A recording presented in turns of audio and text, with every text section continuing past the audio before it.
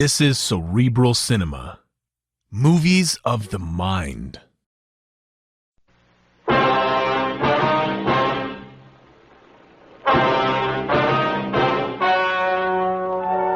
story you are about to hear is true. The names have been changed to protect the innocent.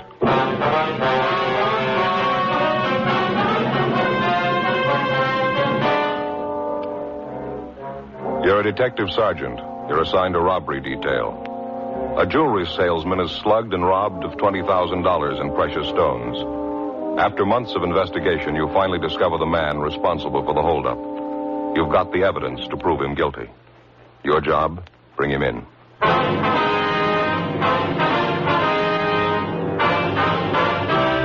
Dragnet, the documented drama of an actual crime. For the next 30 minutes, in cooperation with the Los Angeles Police Department, you will travel step by step on the side of the law through an actual case transcribed from official police files.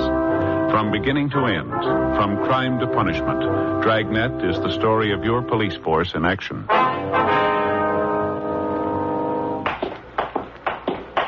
It was Thursday, July 18th. It was sultry in Los Angeles. We were working the day watch out of robbery detail.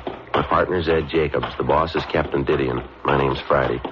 It was 1:35 p.m. when we got back to the city hall, the interrogation room. Sit down, Mr. Garvey. Yes, you want to call the captain, Ed, let him know we're back? Okay. Thanks. I'd still like to know what this is all about, Sergeant, dragging me down here in the middle of the day. I've got an office. Just a minute, Mr. Yeah, I just got back.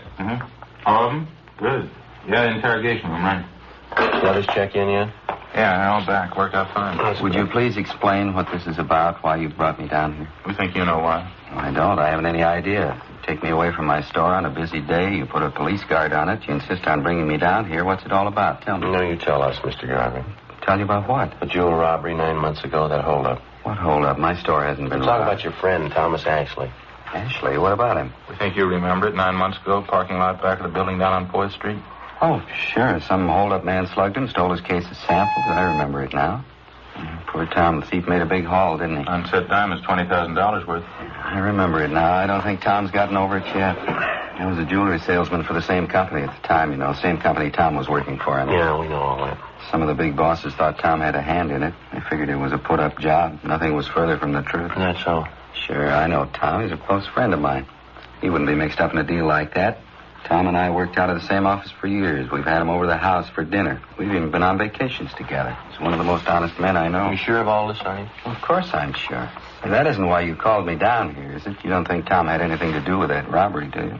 You don't think he was in on it? He had nothing to do with it. I think you know that as well as we do. Then why am I here? There's nothing I can tell you about the holdup. Only what I heard from Tom, what I read in the No, news. you can tell us a lot more, Garvey.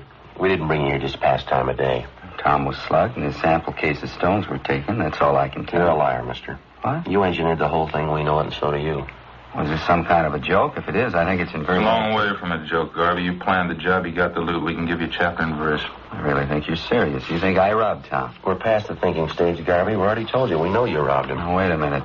This thing is ridiculous. The whole idea is ridiculous. I don't know who gave you the so-called information on me, but it's wrong. There's nothing further from the truth. Nobody gave us the information. We got it ourselves. You're really serious, are you? I robbed Tom, and you can prove I did. You're getting the idea. I don't know what to say. It's fantastic. I robbed my best friend Tom Ashley 9 months ago. I have $20,000 worth of diamonds, and you can prove it. Every bit of it. What about it? I think you're out of your mind. My name's George Garvey. Are you sure I'm the man you want? There couldn't be a mistake? No, there's no mistake. This thing would be funny if I didn't think you were serious. Let me ask you just one question. Maybe that'll clear it up for you. Yeah?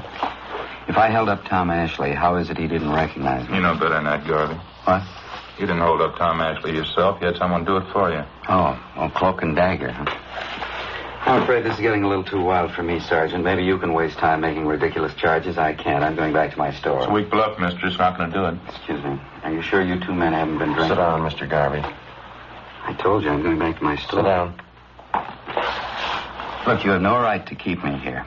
These are ridiculous charges. You think I'm one of those cheap hoodlums you're used to dealing with. No, now come off it, mister. You got a $5,000 car and a $40,000 home. That doesn't rate you as special treatment. You're a thief, and you know it as well as we do. I don't have to take this from you. You haven't got much choice. We just finished 5 months legwork proving it. Proving what? All right, now sit down there. You engineered that holdup. We know who you got to do it. We know how it was carried out. We know how you planned on disposing of the diamonds. We know who your fence was. We know what the split was. We know what you did with part of the money. We know how much you got left. Is that right? Yeah, that's right. What can I say? I don't even know what you're talking about. Any way you want it, Mr. Garvey. Maybe you'd like to tell me why I did all this. You know it better than we do. No, I mean it. Tell me. You weren't making enough money at your job to suit yourself, suit your wife either. That's pretty good. Marilyn would get a big kick out of that. All right, fella. We can wait it out as long as you want. We spent 9 months on this already. Another few days aren't going to make that much difference. Just as a matter of curiosity, how'd you first start off on this tangent? Whatever gave you the idea that I had anything to do with the holdup? When you started to spend money. New car, new office for yourself, fur coat for your wife, transferred your 2 children to that private school. And that makes a holdup man out of me because I wanted to send my kids to a better school? Where'd the money come from? Can you explain that? Don't you think that's my business, Sergeant, where I get my money, what I do with it? Not when you get it stealing. I'm afraid you're going just a little too far. You insist I'm a thief. I'm going to insist you prove it. All right. Have a look over here, Mr. Garvey. Yeah? Some of the reports on the investigation. Reams of them. They cover everything from the time of the jewel robbery up to late yesterday. It's all right there. Everything from the crime report to signed statements. Well, how would that concern me? 3/4 of the stuff concerns you. Have a look for yourself. I still can't get it straight in my mind. What makes you think I had anything to do with that robbery? You know what this is, Mr. Garvey, this machine right here? No? Some kind of recording apparatus? That's right. It's a tape recorder. You've been taking down this conversation, and why? No, not this one. We've been recording every conversation that took place in your office for the last 4 months, every word. What do you mean? Just that, Mr. Garvey. Every time you talked on the phone, every visitor you had, it's all down on tape. 25 reels of it. Interesting. Is that supposed to frighten me? No, we don't care if it frightens you or not. Something else here. Yes? Reports on what you've been doing for the last 4 months. Daily reports, every movement you made. That's so. Everywhere you went, everybody you talked to, everything you did. Want to hear a sample? This must be some kind of a joke. That's the only explanation I can think of. May 12th, Thursday. Sergeants Bitteroff and Rafferty. Those are the 2 officers who were tailing you at the time. You checked in at your new office at 9:38 a.m. At 10:03 a.m., you had a visitor, a Kenneth Tyson. You talked to him in your office. Conversations recorded. Tyson left at 10:18 a.m. At 10:32 a.m., you left your office. If you're trying to impress me, I'm afraid it isn't working out very well. You care for a cigarette, Garvey? No, thanks. I have my own. All right. Well, I've wasted enough time. Exactly what's the point of all this? Pretty simple. You're responsible for a robbery. We can prove it. We're giving you the chance to make a statement. It's nonsense. Is it? Of course, people following me, checking everything I do, where I spend my money, where I send my kids to school. What's it all about? It doesn't make any sense. All right, Mr. Garvey, we've said it before. We can wait it out as long as you want. Look, let's get this thing straight. Let's go back to the beginning and take it step by step. That's fine. The holdup was last fall, wasn't it? Sometime in October? October 7th, Monday, 5:20 in the afternoon. All right, now just what am I supposed to have done? None of your vague references about a new coat for my wife or where I send my kids to school. Let's have some facts. Joe? All right, Mr. Garvey. You went to work as a jewelry salesman for the company 10 years ago. Your friend Tom Ashley, the victim, started the same year. The 2 of you have been pretty close friends. That's right, I told you that. I will skip the rest of your background for now. 2 weeks before the robbery on September 24th, you had a meeting with a Kenneth Tyson. You met in a cafeteria on South Broadway. Tyson's 19 years old, lives with an older sister. He works in a gas station on Olympic Boulevard. He's done some work on your car for you. That's how you happen to know him. Yes, I think I remember the boy. I don't know him well, though. I don't recall the meeting either. Oh, you know the boy very well. At the time of the meeting, you promised him $1,000 if he'd hold up your friend Tom Ashley. Ridiculous. Tyson agreed to it, and you briefed him on the plan. The following day, you gave him a gun. .32 caliber Smith & Wesson, serial number 362744. Nonsense. Where did you get that information? Tyson. Well, he's lying. Believe me, if he told you that, he's lying. Is he the one who robbed Tom? October 7th, at your direction, he was in the parking lot behind the Hunter Crosswell building. Tom Ashley came out to get in his car. He had his case of sample diamonds with him. Tyson held him up, slugged him, took the stones, and got away. Of course, it's obvious. Tyson's trying to say I put him up to it. He's trying to get out of it that way. Afraid not, Mr. Garvey. Boy couldn't have carried off the holdup by himself. Well, of course he could. It's obvious he's trying to cover up. There were 6 people in the company you worked for who knew that on Mondays Ashley always took the case of sample diamonds along when he made his calls. Only on Monday you were one of the people who knew that. I suppose you've considered the other 5 people. They were all checked out at the time. They were all cleared, you along with them. But I'm not clear anymore. Is that it? This young hoodlum Tyson, you're willing to take his word over mine? After the robbery, he took the case of diamonds to you. That was the next day. You paid him $500 and promised him the other $500 when you got rid of the stones. Oh, I suppose I've gotten rid of them, or do I still have them? 2 months after the holdup, you contacted a fence up in San Francisco. You drove up there and sold him some of the stones. Then he broke them up and sold them. We know who he sold them to. We know what he got for them. Well, this Fence, he's supposed to be another good friend of mine. You're still doing business with him. His name's Fred Lawrence. It's a new one on me. I don't know any Fred Lawrence. Can't even recall the name. Well, maybe this will help you, Mr. Garvey. Listen to him on the tape recorder. It's wheel 4, isn't it, Ed? Yeah, I think so. All labeled there right on the back of the box. Yeah, here we are. Oh, what's all this about? Phone conversation, Mr. Garvey. One of the things we recorded from your office. I told you about it before. Well, let's see. This one was on March 18th. I always thought wiretapping was against the law, or do you pay any attention to that? We didn't tap your telephone line. We recorded everything from dictographs we installed in your store and back in your office. They started recording the day you moved in. That was the 1st of March, wasn't it? I don't know why you're telling me. I can sue you for that, you know. I can sue you for your last dollar. All we're concerned with right now is Fred Lawrence. You say you don't know him. I'd like to have you listen to this. This was recorded March 18th in your office. Okay? Here we go. Yeah, Mary. Mr. Lawrence? Yeah, sure. Put him on. Hi, Fred. How are you? Oh, good. No, everything's fine. No heat at all. Tyson? No, he's all right. Believe me, he's a good kid. Nice. Yeah, all right. Where? Oh, I don't know. It might not be so good if you're seen coming here. Oh, 8 o'clock, 8:30. Okay, fine. Suppose 8:30 so you can make it. Right, Fred? Bye. Mr. Garvey, you recognize that? How about it, Garvey? I understand they can do clever things with tape recorders nowadays. There's a way of piecing words together, isn't there? They can record your voice and then fix the tape, take a simple sentence and change the words around to mean just the opposite. You can examine the tape if you like. We didn't make a splice in it. All you'll find are the usual factory splices, just where it comes from the manufacturer. Well, what difference does it make anyway? There's nothing criminal about that conversation, nothing at all. You told us a few minutes ago you didn't know Fred Lawrence. You never heard of him on that recording. It sounds like you know him pretty well. It's a fairly common name, wouldn't you say? Must be quite a few Fred Lawrences. I didn't happen to remember the name right off. How about Tyson? What? Tyson. You told us you didn't know him well at all. I don't. Well, it didn't sound that way on that tape, did it? You were telling Lawrence that he was all right. You said, believe me, he's a good kid.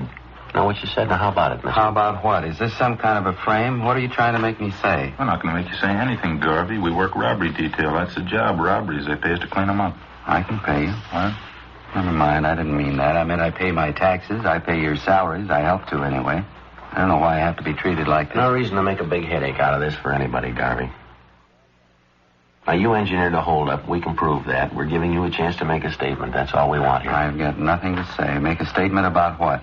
All you're going on is hearsay, circumstantial evidence. You can't say I planned that robbery. Well, you admit you know Tyson. You know him well. I don't. I admit nothing. What about the phone conversation? It's a fake. They're phoning those things up all the time. You know it as well as I do. You admitted you know Fred Lawrence. We proved that from the recording. I admit nothing. You don't even know Tyson. Is that what you want to say? I know him, that's all. He worked on my car a couple of times. I don't know him well. All right, sir. I'd like to play you another recording. It's a waste of time. I haven't got the whole day to spend here. I got to get back to my store. I've got a business to operate. Well, this won't take very long. Yeah, here we are. April 5th. It's a lot of foolishness anyway. How do I know you made those recordings?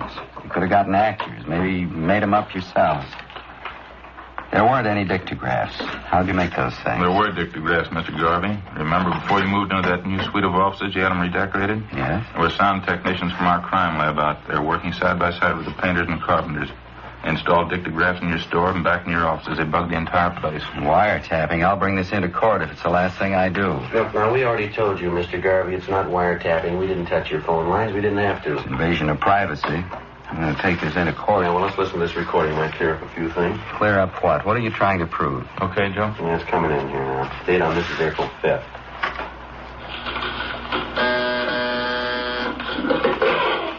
Yeah, Mary. Who? Tyson? Well, does he know I'm in? Yeah, okay, send him back.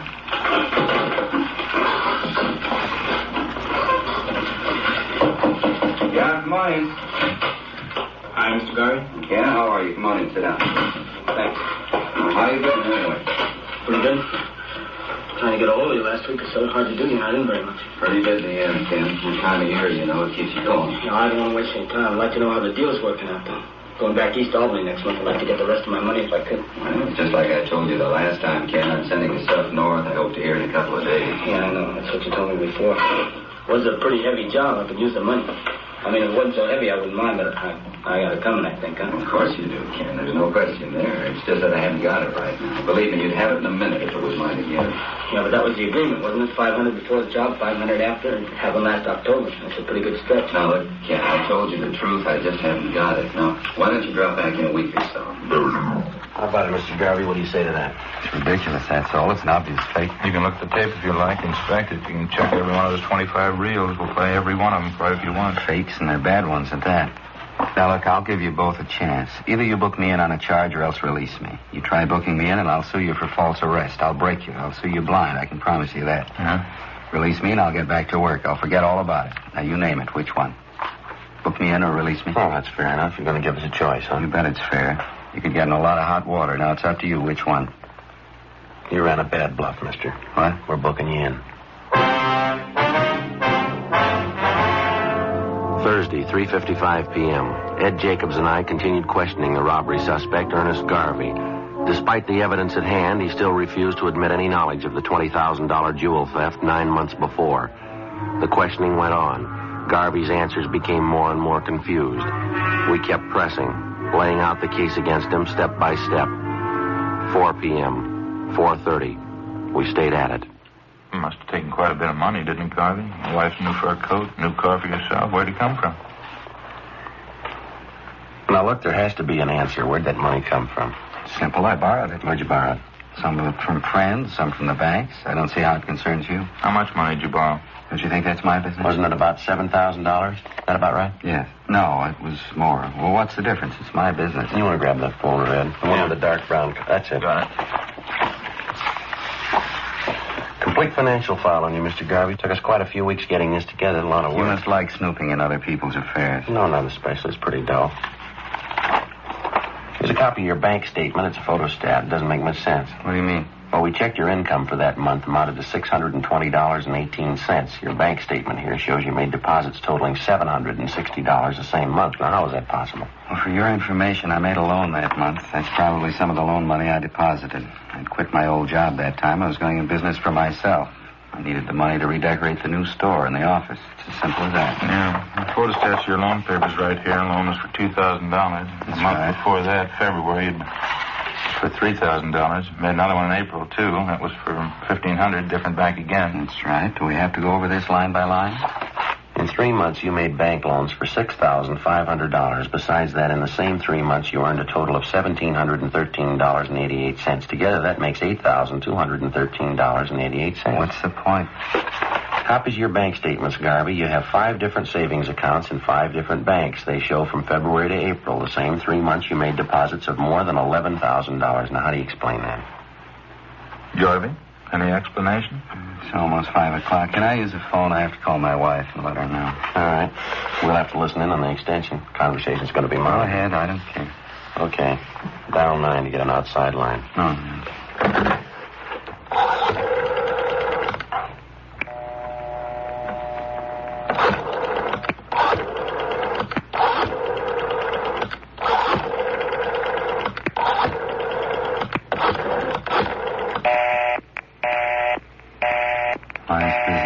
Photostats are there for you to examine, Garvey. I see him. You want to give us an explanation? You only had $8,200. How could you bank $11,000? It had to come from somewhere, didn't it? Purely a personal matter, that's all. I borrowed $3,000 from a brother of mine who lives back in Minnesota. You'd already made 3 loans. Why'd you have to borrow from your brother? You mind telling us? Yes, as a matter of fact, I do. Well, that still doesn't balance the books, Mr. Garvey. You earned and borrowed $8,200. You got another $3,000 from your brother, you say. That's $11,200. You banked $11,000. Yes, that's right. You always have to repeat. That'd leave you with $200. You and your family live for 3 months on $200, is that Why it? not? That could easily be. A lot of people do it. Yes, sir, but not your family. I'm getting sick and tired of this. You're trying to tell me you know my family better than I do, what they eat, what they spend, what it takes to support them. We've been on this thing for 9 months, Garvey. We've put in a lot of hours. We know your family pretty well. If you'd like, I'll tell you the last time you ordered steak from the meat market when you paid your gas bill, the last time your wife bought a pair of shoes. I guess this is standard procedure for you, huh? Threatening people. We're not threatening you, Mr. Garvey. We're giving you facts. Here's another file here. It took us over a month to get this one together. Complete record of your expenses from February 1st. Covers February, March, April, May, June. I hope the police department has a good lawyer, Sergeant. You've got a fair one. You say you and your... I'm sorry, go ahead. I hope the police department has a good lawyer, Sergeant. You've got fair warning. I'm going to sue you for your last dollar. Now, you say you and your family lived 3 months on $200. That doesn't jive with what we've got here. Take a look if you want to. It's lies, forgeries. It's all lies. I promise you. Photostat of the receipt for your wife's coat, Garvey. $1,612.34. That includes the tax paid in full. Photostat of the contract for your new car, down payment $2,000. Liquor bill for the big party you threw in March 20th. Liquor bill $387. Catering bill $194. Full year's check for tuition, room, and board for your kids at the private school you sent them to, $1,864.07. Well, that's only the beginning, Garvey. Comes to a lot more than $200. Have you heard enough? I better try to get my wife again. I have to let her know. And you handle extension, right? All right, yeah. All right, go ahead. Dial 9 to get outside, Garvey. Yeah, I know.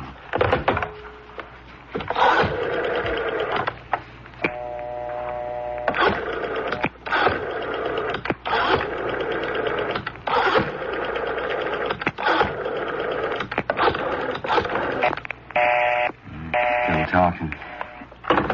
She might know I'm trying to get her, stupid.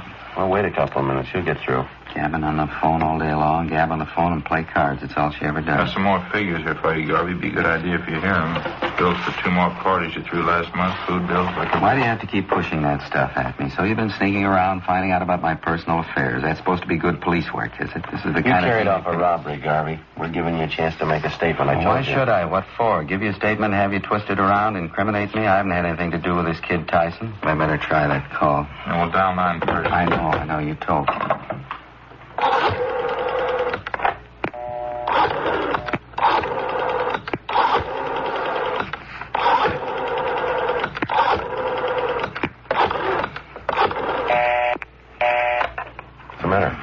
What's the matter with her? Stupid. She ought to know I'm trying to get her. What's the matter, Garvey? Don't forget dial 9.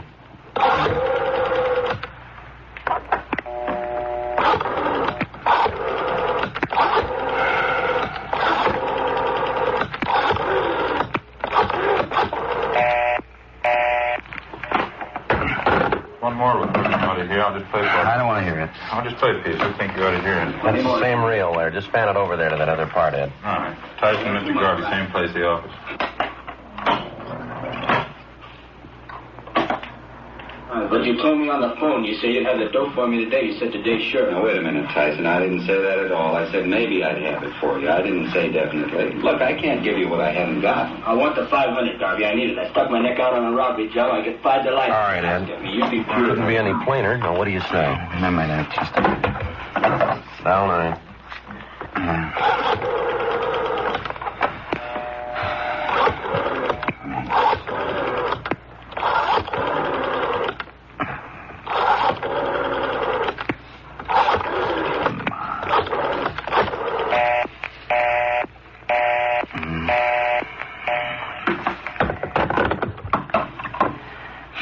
Satisfied. She never could be satisfied. Always more. She always had to have something else. How do you mean, your wife? Playing cards, gabbing on the phone, that's all. She just kept writing me day in, day out. I wasn't making enough money. She didn't have any clothes. Kids ought to go to a better school. We ought to have a new house. On and on. I ought to go in business for myself, make money, lots of money. Same thing, all the time. Talk. There's only so much you can take. You figured the robbery'd solve the problem, is that it? Guess so. I would have tried anything just to shut her up, get her off my back for a while. I guess you got Tyson out, the other man, too, Fred Lawrence. Yeah, they were picked up this afternoon. Lawrence at the airport, Tyson on a show downtown, all three, all at the same time. What about your wife, Garvey? She knew you planned this robbery. Oh, I didn't tell her. I think she knows, though. Pretty sure she does. Maybe she'll be satisfied now. Lousy money. She had to have it. Didn't even leave me enough to pay off that kid Tyson. Private school for the children. Wall-to-wall carpets in the house. New dishwasher, new coat, new car, everything. She just had to have them. You want to take me? Book me in? I don't care. All right. We'll stop off down the hall and take your statement. Sure, I don't care. All right. Let's go. I'll say just a minute, huh? Yeah. It'll only take a minute.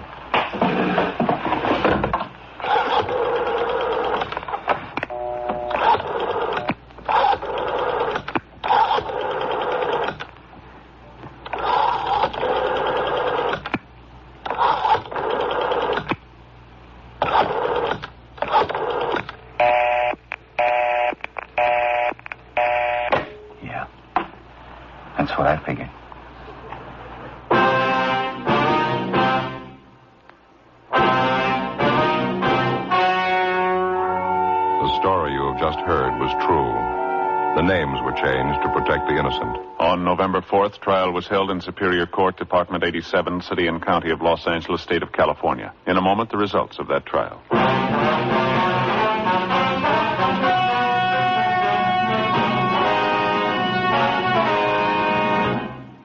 Ernest W. Garvey and Kenneth Tyson were tried and convicted of first-degree robbery, 1 count, and received sentences as prescribed by law.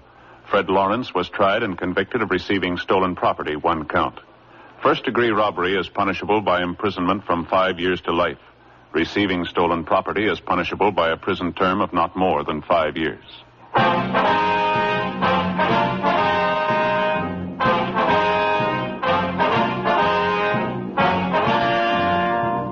You have just heard Dragnet, a series of authentic cases from official files. Technical advice comes from the Office of Chief of Police W.H. Parker, Los Angeles Police Department. Heard tonight were Barney Phillips, Vic Perrin, and Eddie Firestone. Script by Jim Moser. Music by Walter Schumann. Hal Gibney speaking.